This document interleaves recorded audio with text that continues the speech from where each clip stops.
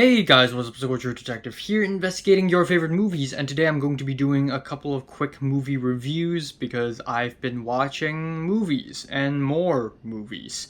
And so the first film I'm going to be talking about is The Life of Chuck, directed by Mike Flanagan. This film actually came out last year, but it didn't get a wide release until earlier this year, and I have been holding off onto watching it for months because I was never really that interested in something that looks like this, but I still decided to watch this nonetheless, something to lighten the palate because I've been watching quite a few art house, densey uh, movies, dense, artsy movies. That's what I wanted to say. But anyways, Life of Chuck. The Life of Chuck is a movie directed by horror filmmaker Mike Flanagan. And that's kind of crazy because Life of Chuck is clearly not a horror film. It is a sort of a biography about someone who doesn't exist. It is about the life of Chuck, or Charles Krantz, who is this accountant who has found hope and joy in life. And it is based off of a novel of the same name by legendary writer Stephen King. And it came out and it won the People's Choice Award at Toronto International Film Festival, which is pretty cool. But after the film had a wide release, after watching the trailers, there have been a lot of negative reviews. There have been a lot of backlash against the film. Well, I wouldn't say backlash. I would just say meh, mediocrity, reaction of the mediocre.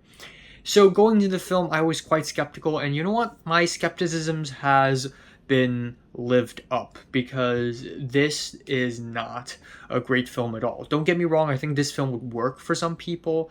People who really enjoy feel-good movies are gonna like this one because this is ultimately a feel-good movie. It starts off making you feel bad, and then at the end it's like, you know what? Life is good, life is warm and full of love. And if you're really into that kind of films, maybe this film would work wonders on you, and I would totally understand why. But first of all, visually, this film is dull and uninspired. This film has this generic teal and orange look that is so stereotypical of mid-budget studio films right now. It's very basic at times. This movie looks like a commercial. And again, this kind of feel-good movie, this kind of hopecore film, I think great hopecore films do exist. Ikiru by Kurosawa, Everything Everywhere All at Once. These are great films that make me love life. But the thing is, doing these kinds of films are difficult. A lot of times you just end up making the corniest thing possible, or the message is so hammered down and so on the nose that you just can't help but roll your eyes back when you watch them.